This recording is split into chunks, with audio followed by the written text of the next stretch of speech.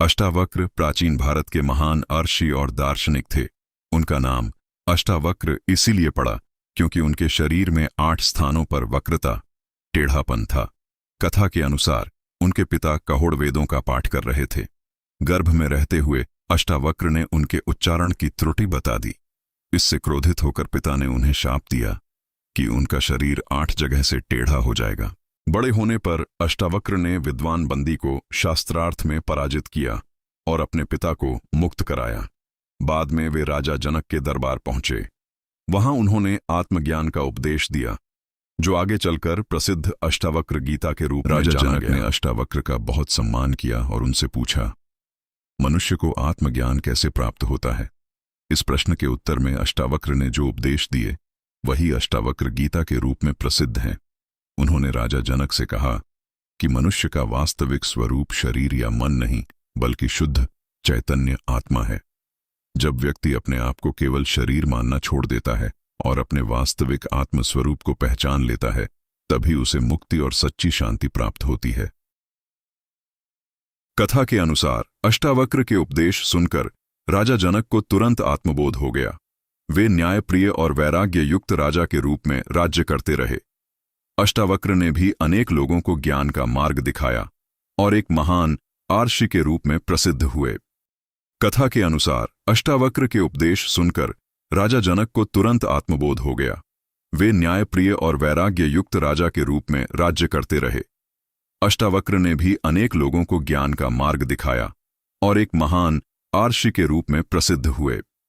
इसके बाद पारंपरिक कथा में अष्टावक्र के जीवन के बारे में बहुत अधिक घटनाएं विस्तार से नहीं मिलती। मुख्य कथा यहीं समाप्त मानी जाती है। आगे का केंद्र अष्टावक्र गीता की शिक्षाओं पर है, न कि नए घटनाक्रम पर।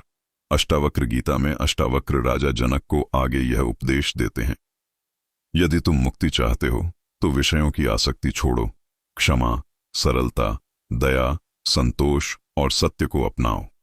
अपने आप को शरीर नहीं बल्कि शुद्ध साक्षी आत्मा। इन शिक्षाओं को सुनकर राजा जनक बार बार अपनी अनुभूति व्यक्त करते हैं कि अब उन्हें अपने वास्तविक स्वरूप का बोध हो गया है। इसके बाद दोनों के बीच आत्मा, संसार, बंधन और मुक्ति पर गहन संवाद चलता है। इसलिए यदि आप आगे की कहानी ढूंढ रहे हैं तो वास्तव में उसके बाद कोई बड़ा कथानक नहीं आता। आगे का भाग पूरी तरह आध्यात्मिक संवाद है, जिसे अष्टावक्र गीता के अध्यायों में पढ़ा जाता है। राजा जनक कहते हैं कि अब उन्हें अनुभव हो गया है कि वे शरीर, मन या इंद्रियां नहीं, बल्कि शुद्ध, नित्य और साक्षी आत्मा हैं। अष्टावक्र उन्हें समझाते हैं कि संसार का बंधन वस्तुओं से नहीं, बल्कि उनसे जुड़ी आसक्ति और अहंकार से पैदा होता है। जब मनुष्य अपने वास्तविक स्वरूप को पहचान लेता है, तब सुख दुख, लाभ हानि, मान अपमान उसे भीतर से विचलित नहीं कर पाते। अष्टावक्र आगे कहते हैं कि मुक्ति कहीं बाहर नहीं है और न ही भविष्य में मिलने वाली कोई वस्तु है। आत्मस्वरूप का प्रत्यक्ष ज्ञान ही मुक्ति है। इसलिए ज्ञानी व्यक्ति संसार में रहते हुए भी भीतर से स्वतंत्र रहता है और अपने सभी कर्तव्य बिना अहंकार और आसक्ति के करता है। राजा जनक इन उपदेशों को स्वीकार करते हैं और आत्मज्ञान के साथ अपने राज्य का संचालन करते रहते हैं। इसी संवाद के कारण अष्टावक्र गीता भारतीय दर्शन के सबसे महत्वपूर्ण अद्वैत ग्रंथों में गिनी जाती है। अष्टावक्र ने राजा जनक से कहा, राजन, अब जब आपको अपने वास्तविक स्वरूप का ज्ञान हो गया है तो इस ज्ञान में स्थिर रहिए। संसार में रहकर अपने कर्तव्यों का पालन कीजिए, लेकिन मन में किसी वस्तु, व्यक्ति या पद का अहंकार और मोह मत रखिए। राजा जनक ने उत्तर दिया, गुरुदेव, अब मुझे अनुभव हो गया है कि मैं न जन्म लेता हूं न मरता हूं। मैं शुद्ध चैतन्य और अविनाशी आत्मा हूं। अष्टावक्र मुस्कुराए और बोले, यही ज्ञान मुक्ति है। जिसने स्वयं को जान लिया उसने सब कुछ जान लिया। इसके बाद राजा जनक ने उसी आत्मज्ञान के साथ अपना राज्य चलाया और प्रजा का कल्याण किया।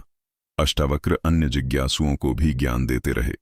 उनकी शिक्षाएं आज भी आत्मज्ञान और अद्वैत वेदांत की अमूल्य धरोहर मानी जाती हैं। एक दिन दूर दूर से आर्षि, मुनि और जिज्ञासु अष्टावक्र के आश्रम में पहुंचे। उन्होंने पूछा, गुरुदेव, जीवन का सबसे बड़ा सत्य क्या है?